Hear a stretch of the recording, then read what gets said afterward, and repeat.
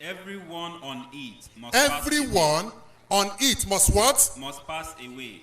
Must pass away. And there will endure forever the person of your Lord, Uh-huh. the Lord of glory and honor. Uh-huh. Which of the bounties of your Lord will you deny? Níbo náà kà jáde? Quran 55:26. Kò bá mú. Error number 3.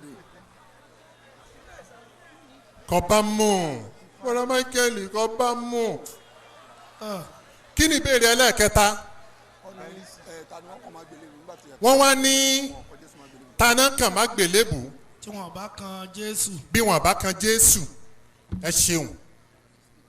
Àlùkùránì ni wọ́n kan Jésù má gbélébù. Èmi náà bá wá béèrè lọ́wọ́ wọn. Ẹni wọ́n kan Jésù mọ́ àgbélébù. Nínú Bíbélì, the Bible says Jesus offered up prayers and supplications to God. Hebrew chapter 5 verse 3. The Bible now said, Jésù Kristi.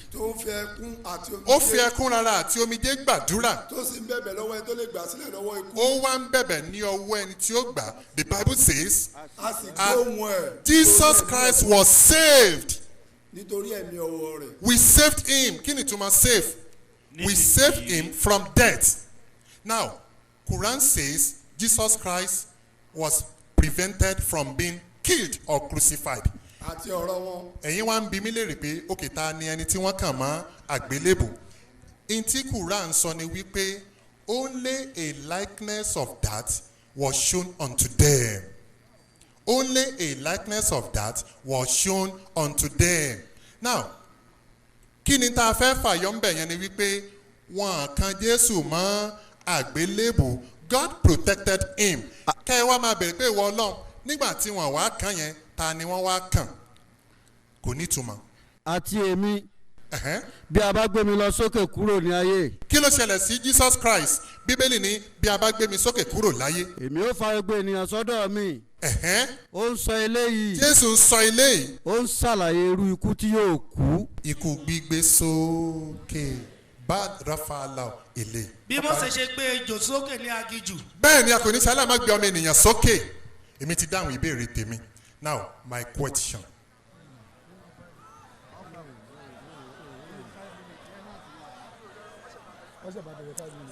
My question. My question. Brother Michael, ìwé kékeré tí mo kọ yẹn dà. Please open. Arákùnrin kan wà. There is a man called Isaiah in the Bible. The book of 2 Chronicles chapter 22 verse 2. Open. 2 Chronicles 22 verse 2. Please read. Isaiah was 42 years old when he began to reign. 2 Kings 8:26. Open, please. Isaiah was 22 years. Mr. Michael, when he began to reign. How many years? 42 years. 42 years in the Bible. Now, the book of 2 Kings. Isaiah was 22 years old. 20 lesser. 22. 42. Abi? Yes. The first one, 42. The second one, 22. In the same Bible. Kilo ṣẹlẹ̀ ńbẹ̀ yẹn. That is 1. 2. Jehoiachin. In the book of 2 Kings 24. Verse 8. Joachim was 18 years old. Joachim was 18 years when he began to reign. But when we got to the book of 2 Chronicles 36 verse 9, how old was he? Joachim was 8 years old. Joachim was 8 years old. Kí ló ṣẹlẹ̀ ńbẹ̀ yẹn? Jesus Christ said, if you bear testimony of myself, tí n bá jẹ́rìí ara mi, ẹ̀rí mi kì í ṣe òtítọ́. Jésù ní tí n bá ń jẹ́rìí ara mi, ẹ̀rí mi ò kì í ṣe òtítọ́. Ó ní Jésù sọ wípé. Jésù sọ wípé. Bébí tí ẹ ń jẹ́rìí ara mi. Bí n bá jẹ́rìí ara mi. Òtítọ́ ni ẹ̀rí mi. Kí ló ṣẹlẹ̀ ńbẹ̀ yẹn? Ṣé mo sì ní mínítì sí i? Bẹ́ẹ̀ ni. Now, báwo ni Judas ṣe kú? Ní Matthew chapter 27, 1-5. Wọ́n ní Judas ó lọ pokùnso. Ó sì dáwọ́ lẹ́yìn tẹ́bìlì. Ó sì lọ pokùnso. Ó lọ pokùnso. Ní Act of Apostles 1:16-18. Judas fi fi àìsótọ́ rẹ̀ ra ilẹ̀ kan. Ẹni tí ó bẹ́ ní ògèdèǹgbé. Ó bẹ́ ní ògèdèǹgbé, ibẹ̀ ló ti ṣe bàbá mi kò lè bẹ́, ìyá mi kò lè bẹ́, èmi nìkan mo lè bẹ́, bẹ́ẹ̀. Ó wá bẹ́ ní ògèdèǹgbé. Gbogbo ìfun rẹ̀ sì tú síta. Èwo la fẹ́ gbàgbọ́? Tell me, Brother Michael, where is the word Christianity mentioned by God? Christian by God, Bible by God, Sunday worship by God, Easter by God, Christmas by God, blood atonement by God in the Bible.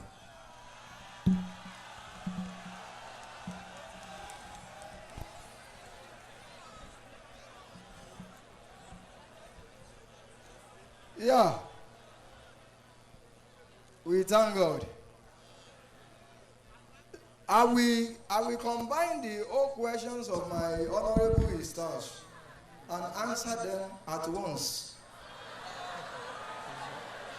Very simple. And I will use Bible as well to answer him all what he was confused about. Because Bible itself said it will be so. Yes. And my answers to every of your questions, whether 42, 22, this and that, let me tell you. My answer will come for you directly from the Bible itself. Please, help me read for him. Isaiah chapter 6, from verse 8 to 10. Please help me read for him. That is the reason why you will be confused about the Bible, because it stated that it will be so. And I heard the voice of the Lord. I heard the voice of the Lord saying, Whom shall I send? Whom shall I send? And who will go for us? And who will go for us? Then I said, And I said, Here I am. Here I am. Send me. Continue. And he said, Please fast. Go and say to his people, Hear and hear. Hear and hear. Yes. But do not understand. Don't understand. Ustaz, you should. See Don't and, understand. See. You will see 20 years, 42 years. You will see. But do not perceive. You will not perceive it. Then, please continue. Make the hearts of these people fast. Make the heart of Ustaz Yusuf fast. And their ears heavy. And his ear to be heavy.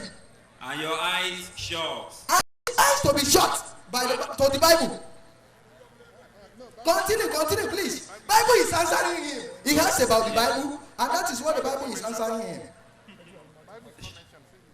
Continue, please. Shut their ears and let them see with their eyes, and ears with their ears, and understand with their ears. Now, the Bible says this is what will happen to Ustaz Yusuf. And Ustaz Yusuf found it in the Bible that somebody was a little bit this and that, whether 42 or 20. Bible says you should see. You will see, but you will not pass. And that is not my problem. I'm not the writer of the Bible. Bible said you will see, and you will not understand. Simple. Bible answers you by itself. Now,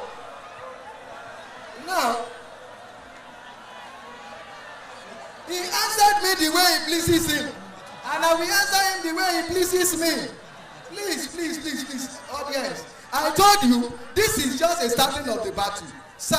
We are going to place it on ground one day. Very a day that we are going to place it on ground very wide. God help us in Jesus' name. Now, to answer you, because you used a question to answer my last question, then I will use your sword to pierce you. Sir, now answer me. Did you got to know whether there is a Christianity, or God said there is Christianity, whether there is Christian or God called us Christian, whether or what you ask? Did you know that it is there before you ask me? Was it there?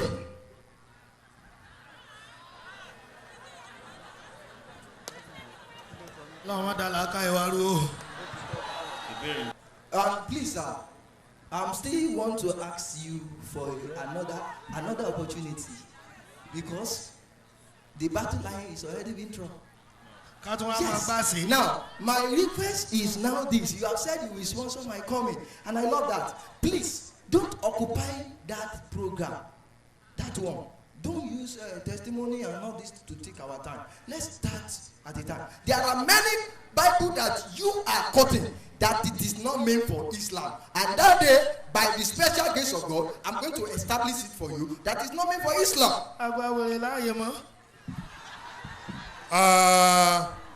Sanabi Karim. Wọ́n ti béèrè Brother Michael. Ṣé ẹ mọ̀ ìdí tí mo ṣe fẹ́ràn yín? Bẹ́ẹ̀ni, ìdí tí mo ṣe like yín. Ó ní pé ní Bolúwájí. Àwọn èèyàn mi kan wo CD program tá a ṣe ní Bolúwájí. Wọ́n wá pè mí, wọ́n ní Brother Adépọ̀jù. Ọkùnrin tí ẹ gbé sórí stage tó ń béèrè question yìí. Ẹ notice pé ó mú nǹkan, mo ní kò mú nǹkan. Tẹ́ bá rántí níjọ́ yẹn náà, èmi náà bi yín léèrè pé ṣé ẹ mú nǹkan. Ẹ ti sọ fún mi wípé ẹ mú nǹkan. Ẹ jẹ́ bá mi fún wọn ní microphone. A sì ní 2 minutes pẹ̀lú wọn. Ṣé ẹ mọ̀ pé ẹ sọ fún mi wípé ẹ mú nǹkan àbí bẹ́ẹ̀ kọ́ ni? Actually, and you know that. Even before you ask. Èmi wá sọ mo lẹ́ẹ̀ mú nǹkan. Wàláì ẹ mú nǹkan o. Nǹkan kan ló mú yín. Bẹ́ẹ̀ ṣe rò sí. Bẹ́ẹ̀ni.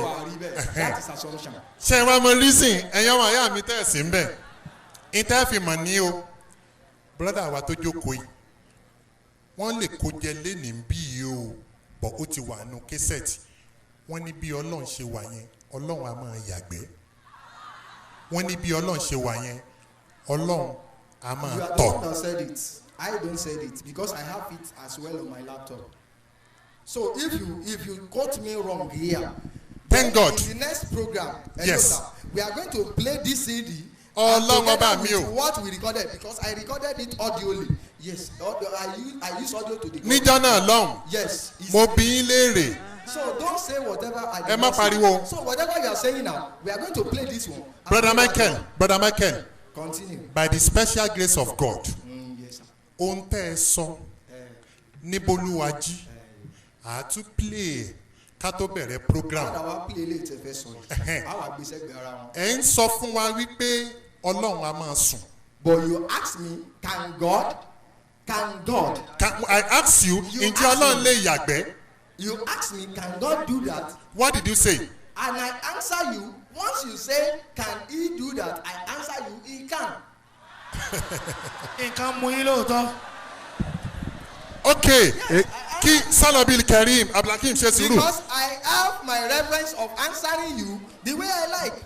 Bẹ́ẹ̀ni CD yẹn wà bẹ́ẹ̀ yẹn o, one God, one message. Yes. Now kí n tó gbé microphone kalẹ̀, let me ask you again. Then I will now ask you, if you ask me now, I will now ask you again. Yes. Ìyẹn o kì í ṣe lára debate tá à ń ṣe o. It's part of just the what you are butchering. Kẹ́ ẹ tó máa lọ ni o. Níjọ́ náà lọ́hùn, mo bi yín léèrè. Mo ní ṣé Ọlọ́run a máa sùn? Ẹni bẹ́ẹ̀ ni. Mo dẹ̀ bi yín léèrè wípé ṣé Ọlọ́run a máa só? Ẹni bẹ́ẹ̀ ni. Now, in tí mo wá sọ́njọ́ yẹn, tẹ́ ẹ̀ sọ pé bẹ́ẹ̀ ni o, ẹ sọ lójú ayé ń sìn wípé ẹ sọ bẹ́ẹ̀ mọ́. I can never say I did not say whatever I said. When you play it now, I will tell you what I said it, and I have a reference for it to answer you that way. Alhamdulillah. Because he can do it. That is it. And when it is time for me to defend that with you, we will use a time to talk about that. Whether God did it Inshallah. or not. What are you talking? Are you I know coming? what I'm saying. Are you coming to Erin Osun? You are inviting me now to Eriosun. Yes. Now, is he going to be on this platform of whether God did this or not, or did this or not? Because I am going to give you biblical references that establish how you are got confused about the attribute of God. And those questions you asked me that day, I use the wisdom of God to answer you. It's not that when you can say me. Okay, now, agreed. Now, the topic in Erin Osun now is who is God in Quran and Bible? Very good. I love that. Who is God in the Quran and the Bible? Very well. And by the special grace of God, we will spend 1 hour, 30 minutes. Like, hello, you are in public. Yesterday, you promised an hour. Even we have even used more than an hour now. Whether you use it or not, but you know the style you bring in again. For Okay, don't 5 worry. minutes. Don't worry. 1 hour, 30 minutes. You see? Anyway, if it is going to be even whatsoever, I'm okay with you. Are you okay? Are you okay with 1 hour, 30 minutes? If it is going to take us 1 hour, 30 minutes, I'm okay. No problem. But let me tell you something. Okay, finally. There are principles and lay down, which it will not happen like the way it happens today. Okay. We are going to both together talk on the principle. That's why I'm going to have you on my account, and I will send to you. This is how we should, and there will be moderator. Agreed with you. All these things Agreed. put in place. Agreed. Good. No problem. Brother Michael, Yes, sir. Emma Wo, mo ṣetán láti di Mùsùlùmí. Please come up on stage. Ọlọ́run má ṣì wá lọ́nà o. Àwọn Christian wà ń bì tí ọkàn wọn ti ṣí sí Islam. Yes or no? Wàláì, wọ́n wà ń bí. Tí wọn bá lè jáde lórí stage, we can use behind the stage. I am ready to embrace Islam at this critical time. Please come over the stage. This is the time of certainty, the hour of decision. I'm ready to accept Islam. This is the time. I'm ready to embrace Islam. This is the hour. And hello, sir. Ẹ ṣe sùúrù, ẹ wo fíìmù díẹ̀ náà, ẹ wo fíìmù. What I want to tell you is this. Please wait, don't tell me anything, I'm coming. That is not the way to judge. You can I see, should ask the audience as well. I'm asking If the there is audience, you anybody can that want to see accept Jesus as some well. people, some people have watched us. They have listened to us. Despite your vibration in Holy Spirit, people will still come out and embrace Islam. Despite Khan's threat, despite Khan's messages, people will still come out to come and embrace Islam. Honestly speaking, wallahi, àwọn tí Ọlọ́run kádàrá kan di Mùsùlùmí àánú Ọlọ́run ni. If you are ready to embrace Islam, tonight is your night. Ẹ bá ń gbé títóbi fún Ọlọ́run. Ṣé lè la fẹ́ jókòó tì? Ọlọ́run mọ̀ ṣì wá lọ́nà. Islam is just that way.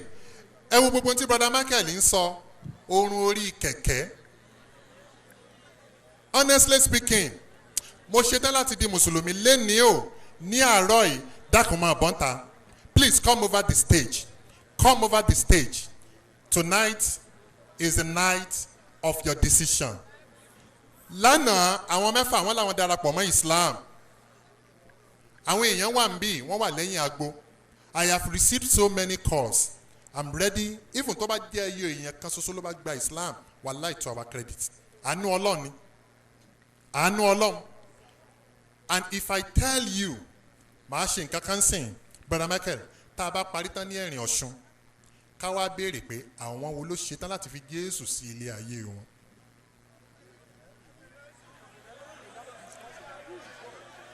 And níbi tá a dẹ̀ ṣe wáyé, ẹ̀yin ọmọ ẹ̀yà mi nínú ẹ̀sìn Islam, pẹ̀lú tí Brother Michael sọ yìí, ta ló ṣetán láti di Christian nínú ẹ̀yin Mùsùlùmí?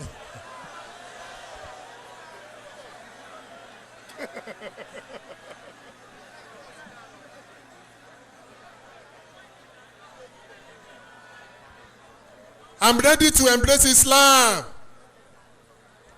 I'm ready to accept Islam. Àwọn kan wà níbí tó jẹ́ pé bí wọ́n ṣe ń rò ó nígbà tá a bá parí program tẹ́lẹ̀ lómi àmà pè wá pé mi lè jáde torí tí n bá jáde nǹkan ó ṣe mí. Bẹ́ẹ̀ ni, wàláì àwọn olóríire ni o, my sisters, congratulations. Lánàá àwọn mẹ́fà, àwọn mẹ́rin ló ti gorí stage yìí. Nínú àánú Ọlọ́run, there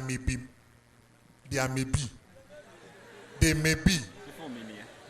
Bí àṣà bàbá wa lánàá, ọlọ́mọdé á sì sọ, they may be. Àwọn kan wà tí wọ́n ti lọ sí church, ọlọ́ọ̀bà àlékè ọlá rí ọ. If you want to embrace Islam this morning, you are free to come onto this podium, to come and take Kalimatu Shahada and become a new Muslim. Please come up on the stage. I beg you in the name of Allah, the most gracious, the most merciful, become a new Muslim. If you are ready to embrace Islam, ẹ máa bọ̀ lórí stage ẹ máa bọ̀ ọlọ́run ọba àlékeọlá kó mọ́ ṣì wá lọ́nà ọlọ́run ọba àlékeọlá mọ́ ṣì wá lọ́nà ọlọ́run ọba àlékeọlá mọ́ gbà sílámù dànù lọ́wọ́ wa bó ṣe dá láti di mùsùlùmí this is the time ní time much bàbá wa alhaj abdulgani ọ̀làdàpọ̀ mr computer ẹ dákẹ́ máa bọ̀ lórí stage if you call it stage managing continue mo ṣetán láti di mùsùlùmí I am convinced I'm ready to embrace Islam I'm ready to accept Islam please come up on stage. àwọn olóríire ti di mẹ́fà olóríire di mélòó olóríire di mélòó olóríire di mélòó ìbànújẹ́ ti fò lọ ìbànújẹ́ ti fò lọ nítorí àwa gbẹ́kẹ̀ wa lé ọ àlá ti sọ wá dọ̀tun Allahu Akbar wàláhì béèyàn bá ṣe bẹ́ẹ̀ tó bá jáde láyé tí ò gba Islam àdánwò ni ọlọ́mọ ṣì wá lọ́nà ṣe é rò pé àwàdà láwa ṣe lé ayé ni we are here for a purpose we are on this earth for a purpose ẹ rò pé ọlọ́run bá jẹ́ ọba alábòsí àwọn kan ó mọ̀ sin ọlọ́run wọ́n máa forí balẹ̀ fún ọlọ́run wọ́n máa gbàwé lóṣù Ramadan wọ́n máa ṣe báyìí ẹ wá níwọ̀n ní wọ́ọ̀lì jẹ́nà ẹnìkan ò ní jí láyé ẹ̀ kó mọ̀ sin lọ́run kó wá bọ́ síbì kan kó ní mò ń sin lọ́run kó máa jó kó máa kọrin pé ẹ wo Jésù lórí pẹpẹ. ẹ wo Jésù lórí pẹpẹ. yé ó ń gbọ́ àdúrà mi. ó ń gbọ́ àdúrà mi. ó ń fún mi lóúnjẹ jẹ. ó ń fún wa lóúnjẹ jẹ. ogun ọ̀run o. ogun ọ̀run o. ẹ sọ kalẹ̀ wá. ní freedom park. ó ẹ̀mí mi máa gbé mi pọ̀n. ẹ̀rù ọ̀run sọ kalẹ̀ wá. ẹ bá ń gbé títóbi fọlọ́mù. I'm ready to embrace Islam. Please disentangle yourself from satanic clutches. Ogun Boko Haram ẹ̀ tí ìyẹnjú ẹ̀ wá ní kó gun ọ̀run kó tún sọ̀kalẹ̀ wá síbí. By the special grace of God, we shall meet in Erin Osun, and if it pleases Allah, we will give you kalimatu shahada, and we make you one of my reciters. Inshallah, please come to the podium, come onto the stage, come and receive your salvation, come and embrace the truth, come and receive the eternal bliss, everlasting kingdom. Bí èèyàn ò bá ṣe Islam èèyàn ṣeré wálé ayé ni ẹ̀yin ọmọ ìyá mi nínú ẹ̀sìn Islam ọba tó ṣe wá ní mùsùlùmí Ọlọ́run ní sọ wá nù Ọlọ́run ní gbà Islam dànù lọ́wọ́ wa. What are we saying? We are telling you the only way to the kingdom of God, the only way, the surest way to the path of felicity wallahi Islam ni. Adúpẹ́pẹ́ lọ ṣe wá ní mùsùlùmí abẹ́lọ́run nínú ọlá nínú àánú ẹ̀. Àwọn èèyàn pọ̀ àwọn èèyàn ti fọgbà àwọn mélòó náà ti gun bí wá tán ti ṣoríire. Ení èjì ẹ̀ta ẹ̀rin àrún ẹ̀fà èje ẹ̀jọ ẹ̀wá. Allahu Akbar. Congratulations. Congratulations. Ẹ bá ń kí wọn kú oríire. Àwọn èèyàn ń kí yín pé ẹ kú oríire. Congratulations. You are signing for Allah. Wallahi bí àsìkò bá tó lé ní àlìjẹ́nà lẹ́ ń lọ. What a great honor. Thank you, my brother. ẹ sì tún dì í lọ náà tọ́ ọlọ́mọdé ẹ dìíwọ́ náà o.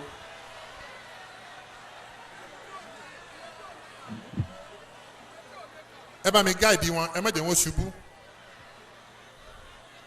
I'm ready to embrace Islam in 1 minute's time. By 4:30 I will hand over microphone to Bawawa Abdulgani. I'm ready to embrace Islam. In the final analysis, àánú Ọlọ́run èèyàn fi ń di mùsùlùmí. It is by the mercy of Allah. Àwa ń kà. Àánú Ọlọ́run ni. Àwa bẹ̀ Ọlọ́run nínú ọlá nínú àánú ẹ̀. Ìsìláàmù tí ó fi ń ṣe fẹ́fọ̀ fáwọn ọmọ ìyá mi tí wọ́n jókòó yìí. Ọlọ́run o. wá bá wa fi ọkàn wọn nílẹ̀ sínú Islam.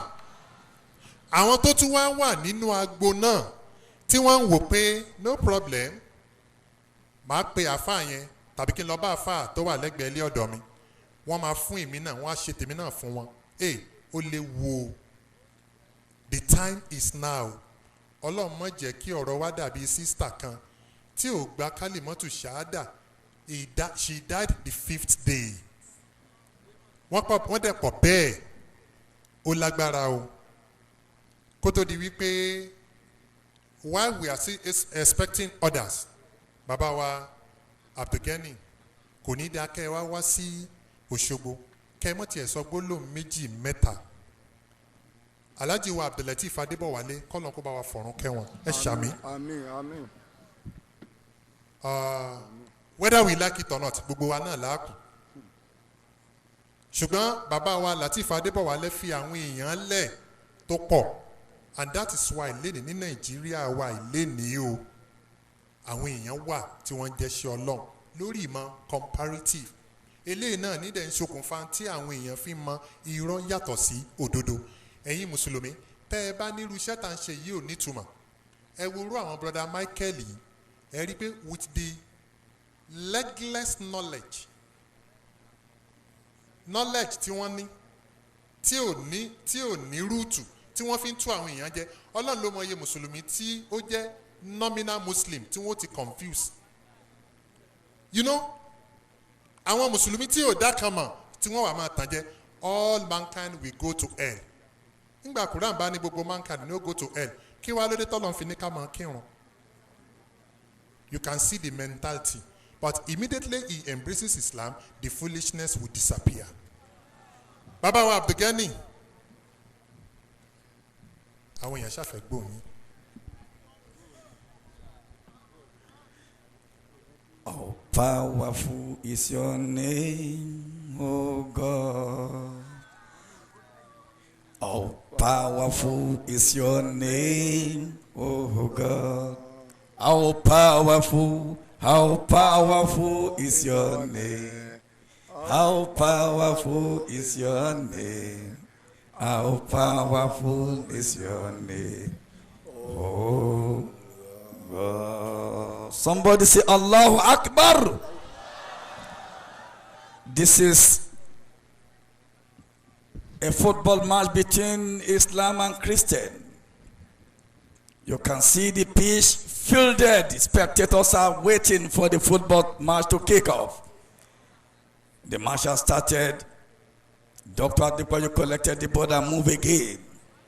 On his movement as Messi moving characteristically and majestically, dribbling one and collected the ball again, moving to Mushin area. He converted about 15 there. He moved the ball again. Ojuelegba, he raised them there and picked 27 people converted to Islam. He moved again, raising them, dribbling 1, 2, 3, back to back again. We moved to Ilefe. About 158 people were converted there. He moved again. And I can see Mr. Michael trying to dribble, collect the ball. Oh, that's a foul against him. He collected the ball and moved it, chested back again. He moved with the body checking again. He moved again, dive to Oshogo, collected one and dribble. One to Ibadan again. About 157 were converted. Oh, Kana crying. The Christian Association of Nigeria are crying. They are looking at the ball as if they are looking like machine. Machine is moving. And the ball collected the ball again. He raised, dribble 1, 2, 3, move the ball, and it is there.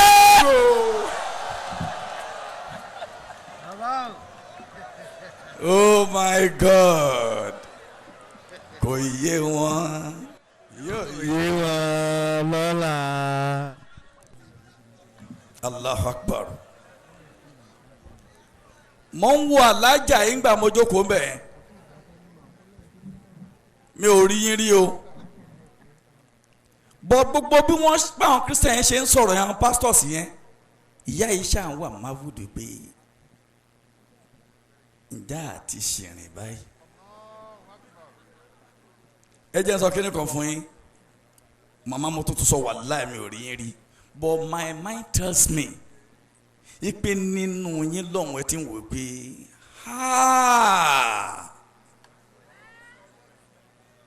àwọn èèyàn ti mislead wa. The moment téèyàn bá dé mọ̀ tí ò bá yí padà is a problem. ó ṣeé ṣe kéèyàn máa ṣe nǹkan kó máa rò pé a sì pẹ́ kí n tó kú, a sì pẹ́ jẹ́ kí n máa wò wọ́n lọ. Èyí gbọ́dọ̀ miss opportunity ro ta lẹ́yìn. Gẹ́gẹ́ mo sọ mọ́ ní mi ìmọ̀ yẹn rí, but spirit yẹn ń sọ fún mi. Ẹ̀ríkẹ́ bí mo bá ti lọ báyìí tí mo bá bọ̀ báyìí, màá wò yín màá tún. Kí ni yẹn ń sọ fẹ́yìn náà lọ́kàn yìí pé wọ́n ti bá tiwa jẹ́.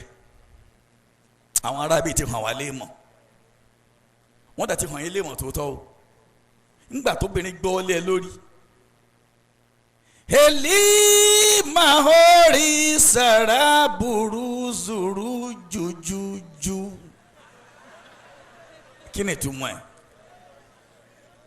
A máa sọ àwọn kéèkàn. Hiya salaburu kara sara jajaja. Ẹ gbọ́ kí ni ìtumọ̀ yẹn? Madness of the highest order. Obìnrin ló gbé ẹ lórí yẹn o. Olúwa gba àdúrà fún ọrẹ, Olúwa pèsè fún ọmọ rẹ, pèsè.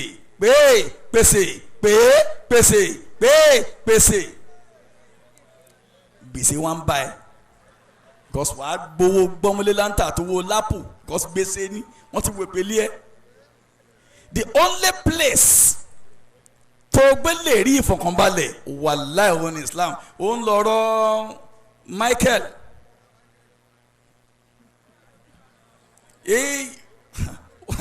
Oh my, Michael will become Muslim. Mukaila ni orúkọ ọmọ tó jókòó yìí, Mukaila yóò sì gúdù nù kó ka Bible fún wa. And so shall it be. Somebody say amen. Mo like it. Àti Zang gbogbo tí wọ́n ṣe yẹn wọ́n ṣe understand. So along the line praise am ó máa gbà but ó dá kí wọ́n ṣe research for that I appreciate you for that. Ẹ̀sìn tí wọ́n fẹ́ wọnú ẹ̀ ó yẹ kó ṣe kí ni kó mọ̀ dáadáa research ló ń gbá lọ́sọ̀ báàsù ni yóò wá padà wá nà já yóò wá wọnú Islam á wá fún ní dukhulul Islam inshallah wa bi kudratillah. Mama wa ẹ máa bọ̀ ń ta yà alájà bismillah alájà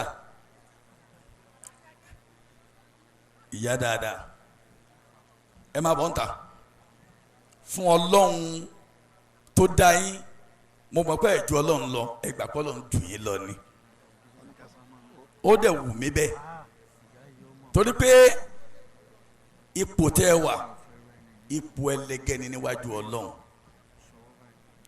Ọlọ́run tó dẹ̀ ti fẹ́ fi yín mọ̀nà yóò fi yín mọ̀nà délẹ̀ Bíbélì ní wádìí ohun gbogbo dájú kó o di ètò ṣe kí ni ètò jẹ́ òtítọ́ mu reality lélẹ̀ gẹ́gẹ́ bí pásítọ̀ ṣe sọ tápò owó àbí miracle ló ń wá lọ sínú Christianity wà bá ń bẹ̀ ṣùgbọ́n at the end irú àwọn bẹ́ẹ̀ nala fi dúníyà wa khaba fil akhirah wọ́n nà láwọn rí jẹ láyé rí mọ́ láyé ṣùgbọ́n ọjọ́ ìgbéra kí á mọ̀ khaba wa kharasu wa khasirun ṣùgbọ́n tí mùsùlùmí nala fi dúníyà wa nala fil akhirah rabbana atina fi dúníyà asanata wa fil akhirati asanata wa qina azabana. Èyí tá a fi ń ṣe lé àti Malam Yusuf aya alukurani la tẹ̀lé sẹ́rí Quran kò rújú rárá ọlọ́nilá ìkìráha kọ́tàbáyán rushdi minal ghayyi wàmà yẹkùrúbi tọ́gùd wáyọ̀mínú bí faqad istamsaka bil urwati liwusqa la fisama laha wallahu aya kan nìyẹn.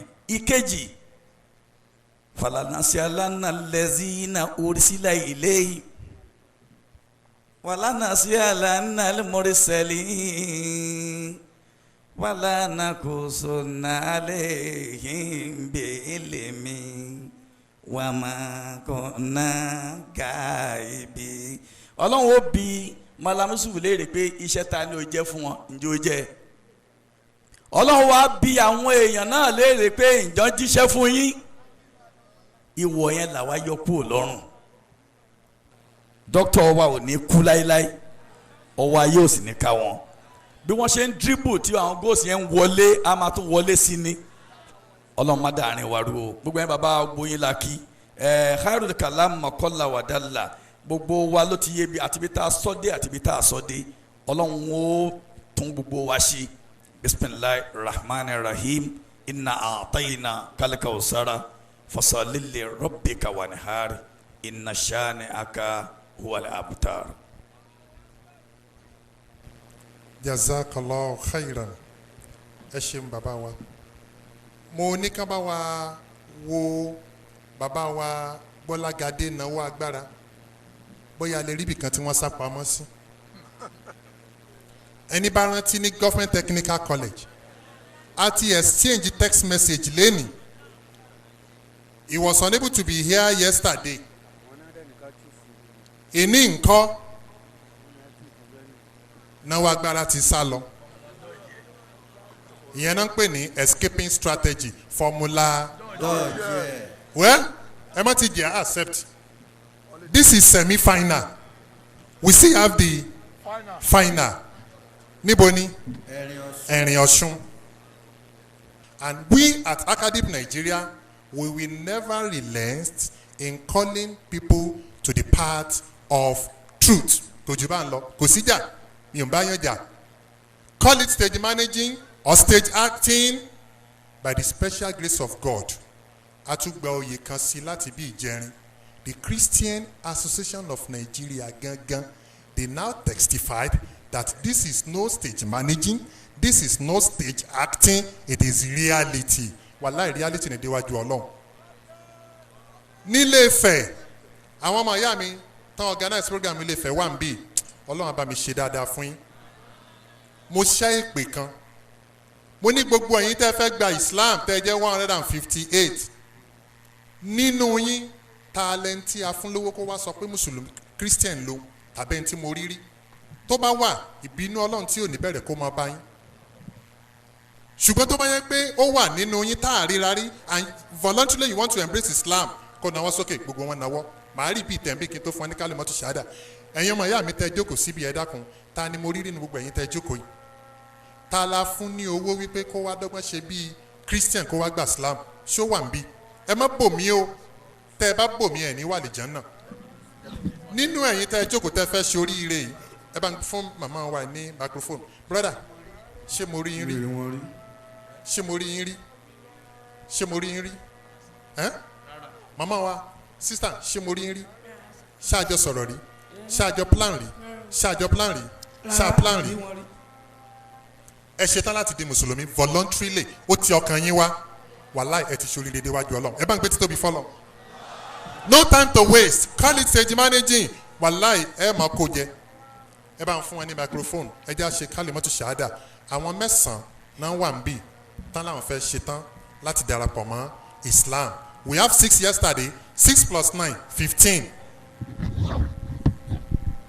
now ẹ wàá máa wí tẹ̀lé mi lẹ́yìn ashadu ashadu han la ilaha illa Allah wa ashadu anna Muhammadan abduhu wa rasuluhu mo jẹ́rìí wípé kò sí ẹnì kankan tá a lè máa jọ́sìn fún àyàfi Allah mo dẹ̀ tún jẹ́rìí wípé anabi Muhammad òjíṣẹ́ Ọlọ́run ni ẹrúsìn Ọlọ́run ni pẹ̀lú congratulations mama wa orúkọ wo lẹ ń jẹ́ tẹ́lẹ̀ ẹ kàn sọ fún mi ẹ má wulẹ̀ dìde.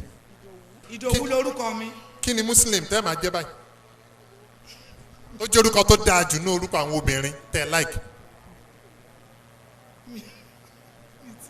ẹ tí ẹ mọ̀ ṣé kí n ka mẹ́rin fún yín kẹ́ ẹ wá mú kan tó bá wìn Khadijat Aisha Mariam Zainab Fatima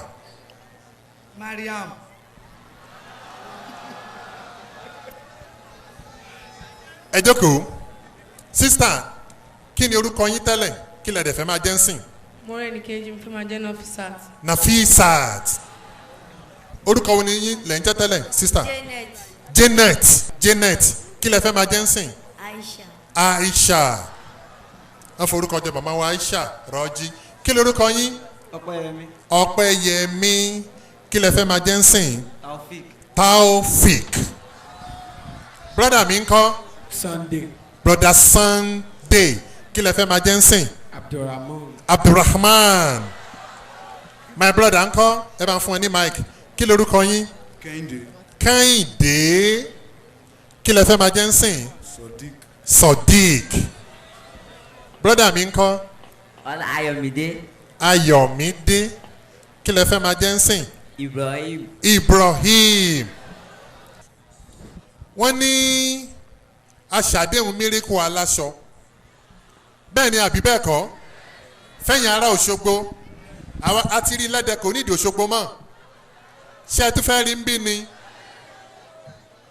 ìṣẹ́jú mélòó ẹ̀yin ọmọ ayá mi tẹ́ di mùsùlùmí Ustaz Adékúnlé. àní bẹ̀rẹ̀ ní bẹ́ẹ̀ gbóhùn èèyàn adé ẹni Adékúnlé ọlọ́kẹ̀rẹ̀ àríwọ̀lá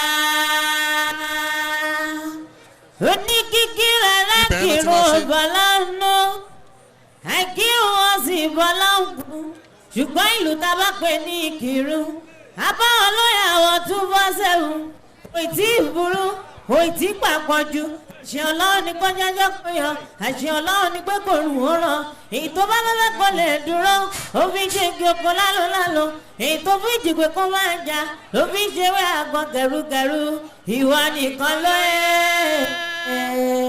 bó ṣe ṣòun gbogbo. Atakbir.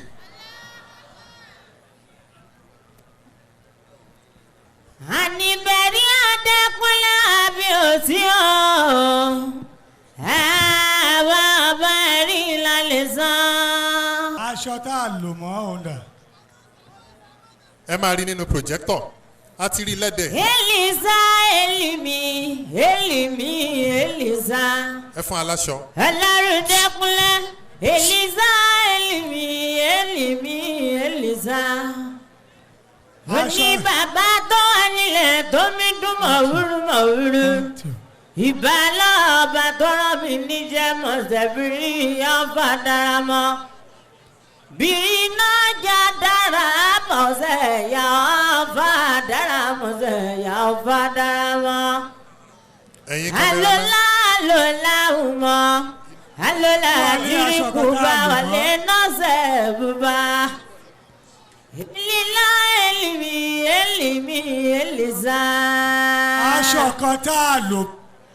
Elisa Elimi Elisa. Ìbálá jẹ́ òkà tó lé. Abdulhakeem ojú àwọn èèyàn rẹ̀ tán lọ sí. Ìbálá jẹ́ òkà tó lé. Ẹ fún aláṣọ kan tá a lò mọ́. Ìbá bàbá ìbá ọmọ. Ìbá ẹbí mímọ́ tó darí wa bàbá. Tó bá jẹ́ wòlíì àbí pásítọ̀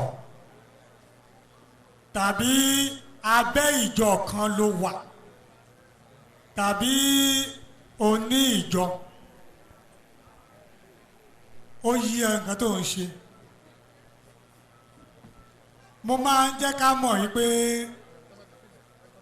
Jeremiah 23 verse 16 Jeremiah 23 verse 16 jọ́bìlà kí n bá kábẹ̀ yẹn o lè jẹ́ wòlíì o lè jẹ́ pásítọ̀ o lè ṣe jù wá lọ láíláí wàláì wàá sì kéré sí nọ́mbà ni kò sọ́gbọ́n àbí ète àbí ọ̀nà tó lè fi ṣe àpadéludé kan nípa mírèkù kan àbí àsọtẹ́lẹ̀ kan a máa sọ ìkan òsì níjọ kan ó tún wọ́n kó yẹ gédégbé ní pé tó o bá ṣe ìsìláàmù ẹ̀sìn ló tún kù kò sí ẹ̀sìn míì nítorí pé ohun tá a bá ṣe nínú islam á mú fáàtì wá wọ́n ti fún wa lálàyé mọ́ ìsìláàmù má wọn mùsùlùmí torí ìwà èèyàn lè farahàn lára èèyàn at any time wọ́n tó wáyé pé tọ́lọ́run ló fẹ́ ṣe ìwọ náà máa mọ̀ nínú ọkàn rẹ wípé lóòótọ́ lọ́lọ́run sọ Jeremiah yẹn 23 verse 16 kí ló kàn sọ ń bẹ̀ tó wáyé pé o gba bíbélì tó ń kà gbọ́ yes. báyìí ni olúwa àwọn ọmọ ogun wí. báyìí ni olúwa àwọn ọmọ ogun wí. èmi ó ẹ má ṣe fetí sí ọ̀pọ̀ àwọn wòlíì. ẹ má ṣe fetí sí ọ̀rọ̀ àwọn wòlíì. tí ń sọ àsọtẹ́lẹ̀ fún yín. tí máa ń sọ àsọtẹ́lẹ̀ fún yín. wọ́n ń sọ yín di asán. wọ́n ń sọ yín di asán. wọ́n ń sọ̀rọ̀ ìran inú ara wọn. èrò inú wọn ni wọ́n ń sọ ìwọ tó bá jẹ́ wòlíì tó wà ń bẹ̀ yẹn má parọ́ o lè sọ pé ọlọ́run ló ń bá ọ sọ̀rọ̀. kì í ṣe láti ẹnu olúwa. kì í ṣe láti ẹnu olúwa láéláé kò sẹ́ni àgbà tó gbóhùn ọlọ́run rí mọ̀ tanra rẹ o àsìkò tó ń gbọ́ ohùn yìí àsìkò tó lè ronúpìwàdà ayé ara rẹ ni torí ọ̀la kó bẹ̀rù ọjọ́ ìkẹyìn kó bẹ̀rù ọjọ́ tí wàá wọlé sùn kó mọ̀ wípé gbogbo àwọn ajá ajé pásítọ̀ tá a sọ̀rọ̀ bí òdodo lásán ohun tó wù kẹ́nikẹ́ni sọ èèyàn ikú lẹ́ẹ̀mejì kẹ́nìkan bá wá kú ẹnìkejì rẹ̀ má rò pé wàá gbé sáyé káyọ̀nì tó pa ébẹ́lì òun náà ò gbé sáyé òun náà padà kú náà ni ọlọ́run ní ṣì wá lọ́nà. àwọn eléyìí ẹ máa wò ó a fẹ́ pàṣẹ iná sí aṣọ tó wà ńlẹ̀ yìí tó bá ṣe pé àṣẹ agbára kan ṣoṣo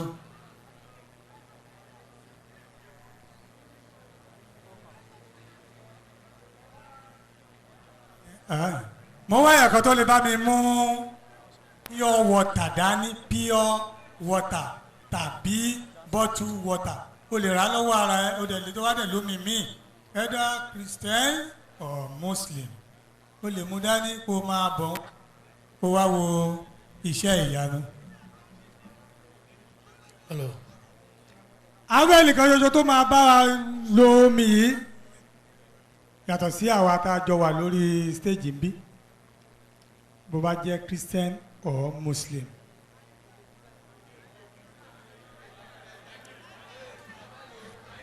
kò lè wá àwọn yẹn ti dínà ẹ Jésù ó yá ó lóun dé Dubai mú ìwé yẹn fún èèyàn kan tó ló fẹ́ ṣiṣẹ́ ni. mìlá alifara lè zara bìrìyàìgà.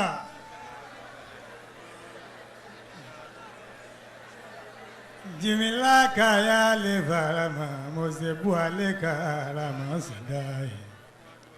ẹgbẹ́ bí ọwọ́ tàwọn sínú àwọn síwájú báyìí. mo fẹ́ pàṣẹ iná wọnú omi tó wà lọ́wọ́ ẹ̀ yìí. tó bá ṣe pé ní iwájú èlíjà àtẹran àtomi àtigi tí gbogbo ẹ̀ sì dínà lẹ́ẹ̀kan náà èmi náà pàṣẹ iná wọnú omi tó wà lọ́wọ́ ẹ̀ yìí omi tí ń tara iná jáde yes iná tó ń tara omi jáde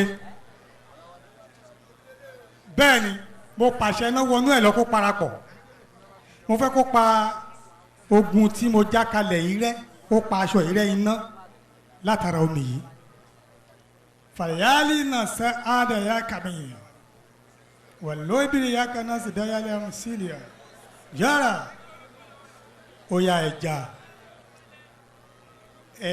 ẹ lè fẹnu já ẹ dúró bó ti mú dání ni wàá bu omi yẹn sí ọwọ́ ọ̀tún rẹ tó bá ti ń bù ú sí ìwọ wọn aṣọ yẹn báyìí bìláyà sàlámì àkàtàlẹ̀ ọ̀yà bílíọ̀nù fáyà máa sì kùlẹ̀ bìlímìyà sàdáyà kàlẹ́bìyà kàlọ́sà bìlúsìyà dàlẹ́ kàlẹ́ àmìyà lúyà. onígbàgbọ́ ayé mi dògo Zogun ayé mi dògo. Zogun Mọ́dékáì dògo ńlá. Zogun ayé mi dògo. Tabadí ẹ̀rìn ọ̀ṣun ẹ wo ẹyin tí ń jiná láì sí iná. Dóná ìwọ tó jẹ́ wòlíì tàbí pásítọ̀ má tanra rẹ. Kò sẹ́nìkan tọ́lọ́run pè àwa là ń pera wa. Kò sẹ́nìkan tó lè tọ́ka pé báyìí lọ́lọ́run ṣe pè ń ohun wo lọ́lọ́run fi pè ọ́. A jẹ́ pé tó bá lọ́lọ́run pè ó ti tako Jésù nítorí John 5:37. àti bàbá mi tí ó rán mi. àti bàbá tí ó rán mi. ti jẹ́rìí mi. ó ti jẹ́rìí mi. ẹ̀yin kò gbóhùn rẹ̀ ní ìgbà kan rí. ẹnikẹ́ni nínú yín ẹ̀ gbóhùn rẹ̀ ní ìgbà kan rí. bẹ́ẹ̀ sì ni. ẹ kò rí àwọ̀ rẹ̀ rí. rí àwọ̀ Ọlọ́run rí. so fún ìdí èyí mọ̀ tán ayé jẹ mọ́ o. Mashallah. ibi kan ọba dé ni ó tó jẹ́. ìpàdé di ẹ̀rìn ọ̀ṣun. subhana rabbika rabbil izzati amma yasifun wa salamun ala al-mursalin walhamdulillahi rabbil alamin. Can you imagine kí ọlọ́ọ̀bá àlékè ọlá wá sọ̀kalẹ̀ kí bíbélì wá ní then God was looking for Adam and Eve. Ọlọ́run wọ́n mọ èdè ènìyàn káàkiri in the garden of Eden. Olúwa sì sọ̀kalẹ̀ ní ìtura ọjọ́. Olúwa sọ̀kalẹ̀ ní ìtura ọjọ́. Ádámà àti ìyàwó ẹ̀. Wọ́n sì fi ara wọn pamọ́ fún Olúwa. Àwọn méjèèjì wá ṣàpamọ́ fún ọlọ́ọ̀bà àlékiọlá tó dá sánmà tó dálẹ̀ tó dómi tó dágbó tó dókun tó dá Saturn tó dá Jupiter tó dá gbogbo nǹkan pátá. Wọ́n wá farapamọ́ fún ọlọ́ọ̀bà àlékiọlá the doer of whatever he wills the sharer of all things. Wàhálà wà on the day of judgment. Mo sọ fẹ́ nìkan mo ní ẹlòmíì òwò báyìí pé wàhálà dé o yóò máa yàgbẹ́ àgbélébùú ó sì máa jábọ́ nínú gbẹ́. Ọlọ́run wá ń sọ̀kalẹ̀ Ádámù náà wá dúró síbi kan pé Ọlọ́run mo ṣàpamọ́ fún ẹni o.